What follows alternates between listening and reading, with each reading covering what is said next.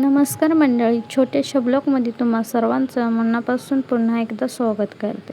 तर आज आपण बनवणार आहे शेवगाची भाजी. पहिल्यांदा घेतलेलं आहे पातेलं गरम झाल्याच्या नंतर आपण बारीक चिरलेला कांदा टाकून घेतलेला आहे.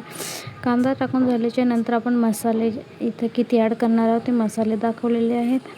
त्यानंतर इकडे कांदा मंद गॅसवर परतून घ्यायचा. त्यानंतर आपण मसाले टाकून घेतलेले आहे. लाल तिखट आहे, कांदा लसूण आहे, मॅगी मसाला आहे, गरम मसाला आहे, मीठ आहे आणि हळद आहे. जसं आपल्या आवडीनुसार आपण जितकं हवं आहे तितकं आपण टाकून घ्यायचं आहे. तितकं टाकून झाल्याच्या नंतर परत एकदा परतून घ्यायचं. मंद गॅसवरच परतून घ्यायचं, कारण आपल्याला कांदा बारीक होईपर्यंत भाजायचा आहे. त्यानंतर आपण शेवगा नीट करून ठेवलेला जाते, शेवगाच्या शेंगा टाकून घ्यायच्या.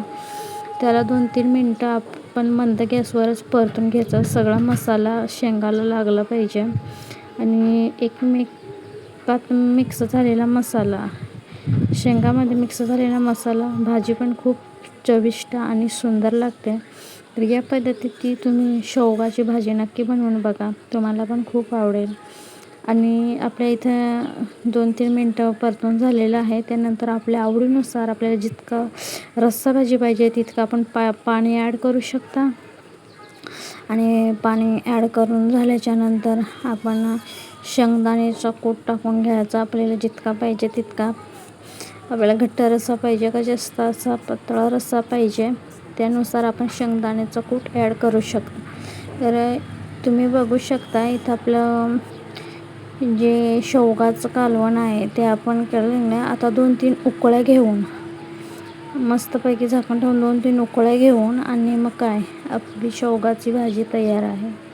तुम्हाला पण ह्या पद्धतीची भाजी करायची असेल तर नक्की करा, तुम्हाला पण खूप आवडेल, खायला पण खूप चविष्ट आणि सुंदर आहे.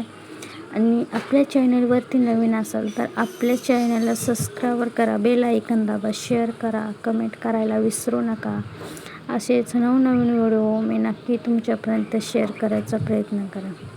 तर मित्रांनो, बघू शकता आपलं शेवगाचं कालवण झालेलं आहे आणि ह्या पद्धतीची तुम्ही पण एकदा नक्की बनवून बघा.